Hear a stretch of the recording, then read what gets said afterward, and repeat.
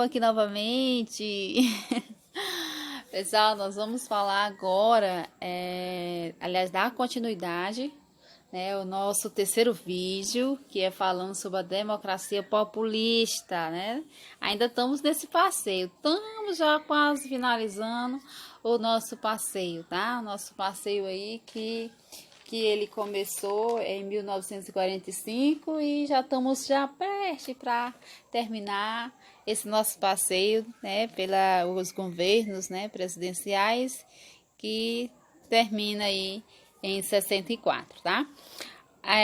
Nós vamos agora falar aí então, né, do governo, né, de Janco, né? Começa o governo de Janco agora, que se classifica em duas fases, né?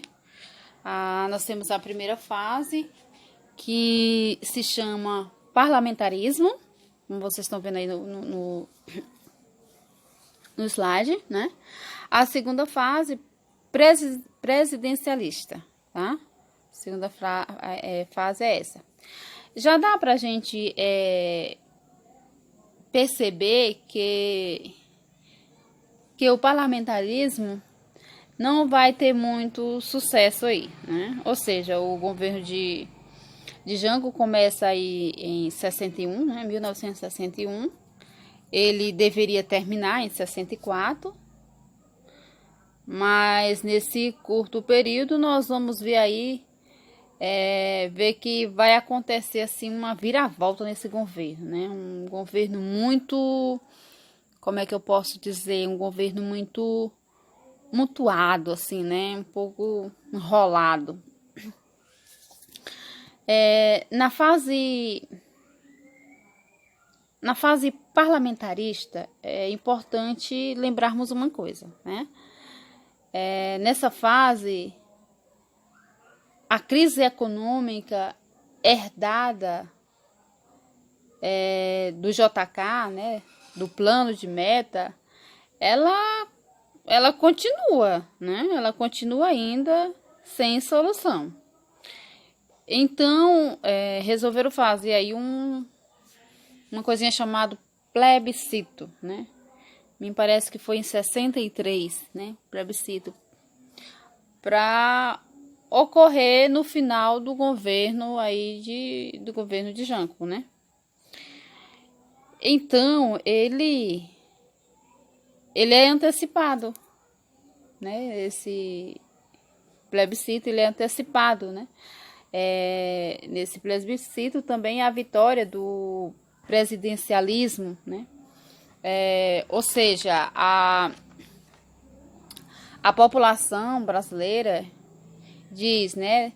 Deve-se devolver os poderes para Janco, né? Para o presidente governar, deve-se acabar com a experiência parlamentarista. E aí a gente entra, assim, numa segunda fase, né, do governo de Janco, né? Esse governo de Janco, que é um governo, né, que vai aí de 1963 a 1964, né, que é a segunda fase do governo, a fase presidencialista, né?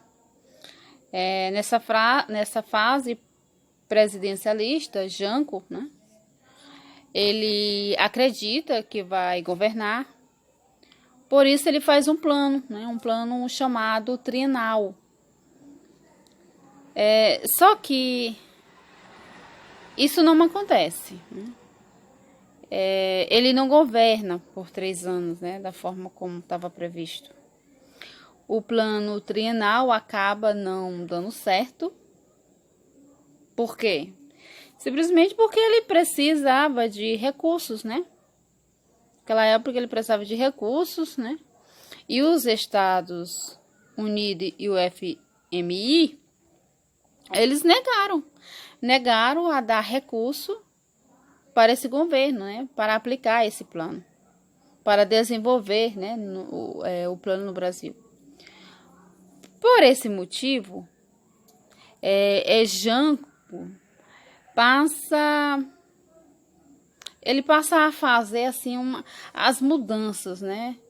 Mudanças estrutural estrutural de base, essas formas estruturais de base, são uma série assim, de reformas, né? Reforma que o Brasil iria passar.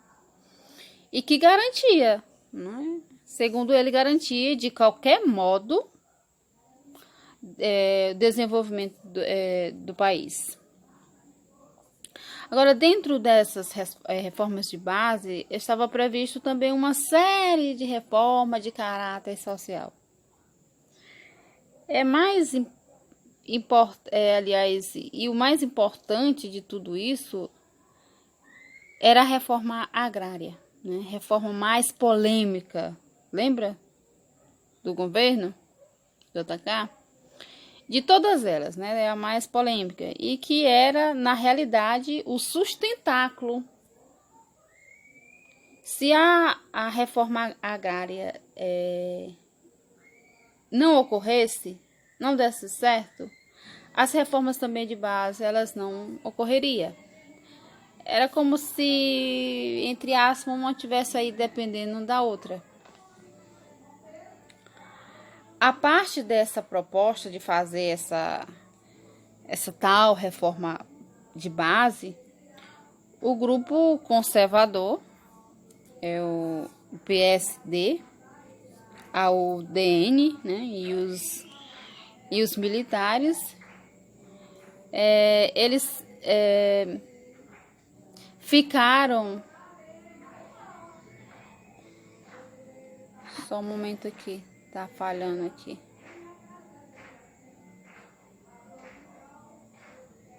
Rapidinho, gente. É porque a tela treme. E quando ela treme, dá sinal assim que ela vai apagar, né? Desculpa por essa coisa de tecnologia, tem isso mesmo, né? Rapidinho. Só enquanto ela resolve dar uma paradinha aqui.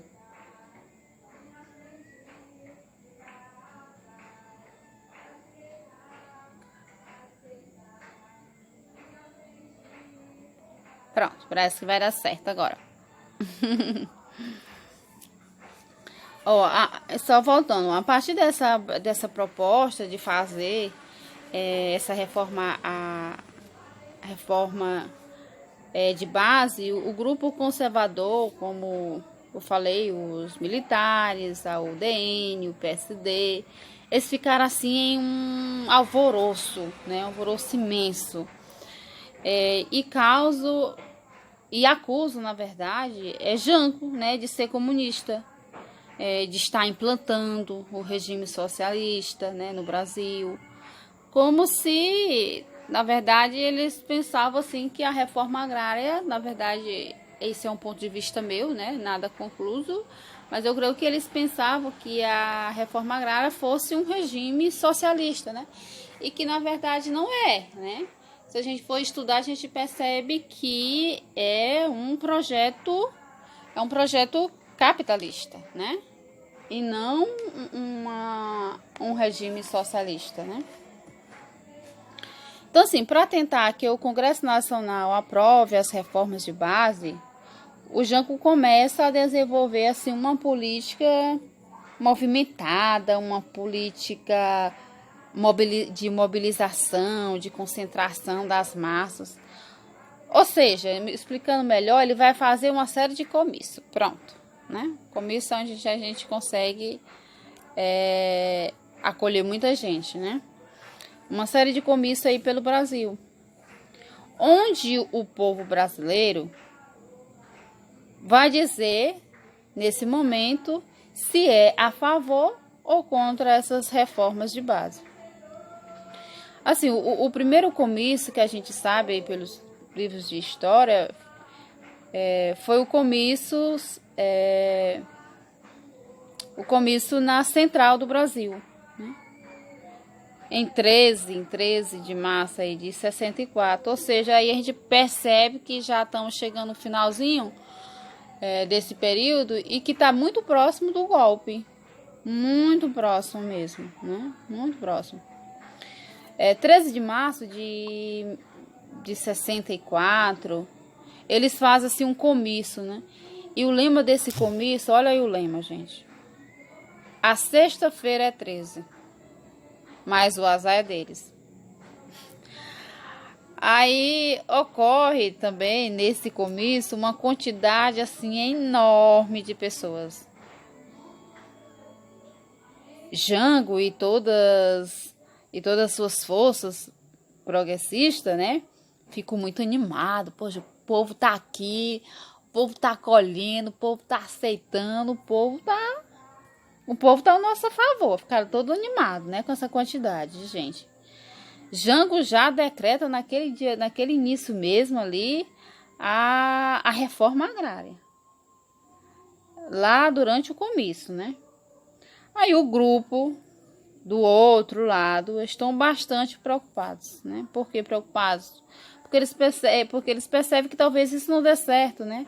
Eles ficam preocupados com o rumo que o governo está tomando. Por isso, 6 dias depois, dia 13, aí 6 dias depois, que foi dia 19 de março,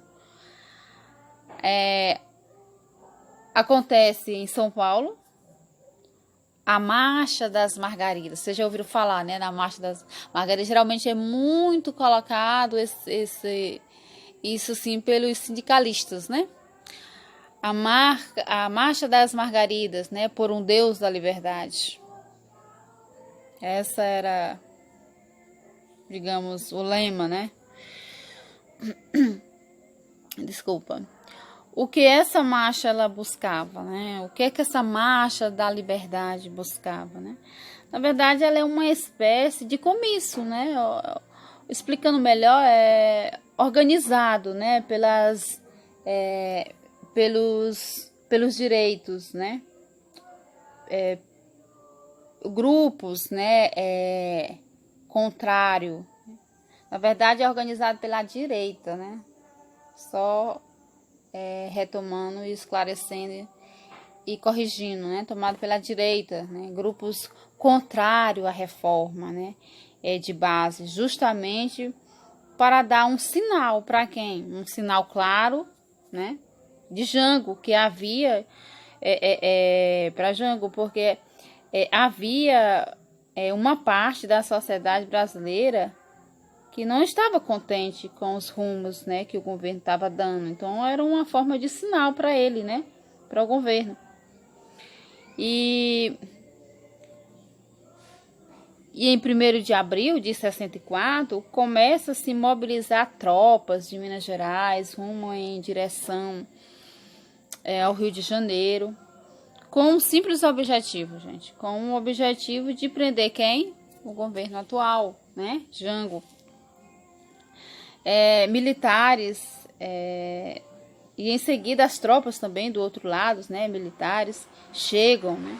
Olha como está amontoado, né, esse governo, né? Chegam o Congresso Nacional e inicia-se um golpe. Então, assim, inicia-se o golpe. Jango vem para o Rio de Janeiro, ou aliás, para o Rio Grande do Sul.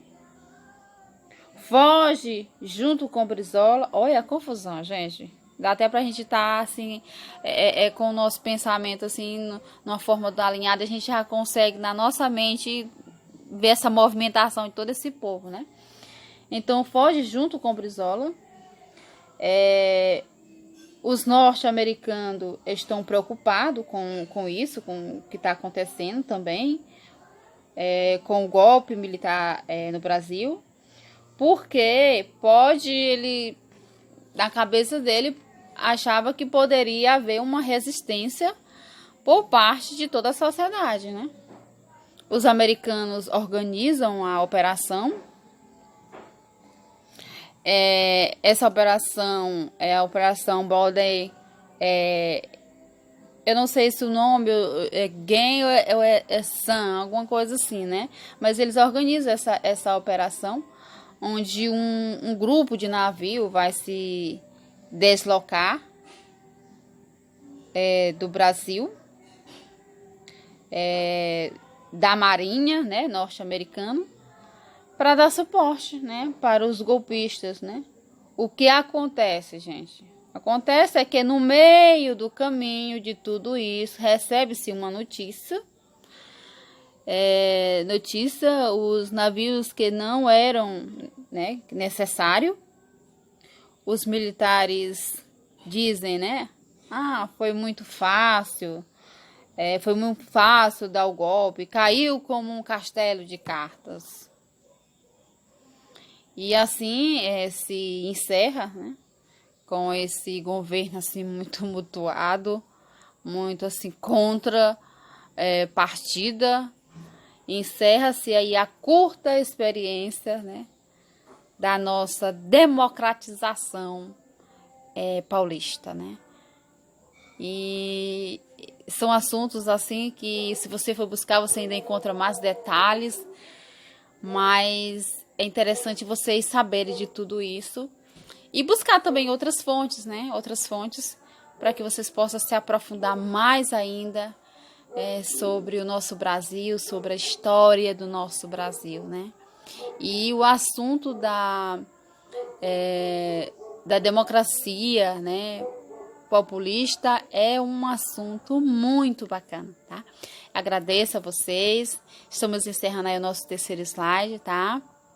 Dê uma olhadinha, revise, guarde esses vídeos, né? Se vocês tentei repassar da melhor forma, bem simples mesmo, né? A gente buscou uma coisa mais bem resumida mesmo, mas vocês podem procurar outras fontes também. A gente vai estar aí colocando os textos para vocês, né? Complementares, as apostilas também curtas, mas que ajuda vocês a entenderem melhor, né? Um pensamento de um, pensamento de outro, vai construindo-se outro pensamento, tá? Então, o bom aluno também é aquele que vai muito mais além daquilo que o professor propõe, tá bom? Então, bons estudos, tchau e até a próxima.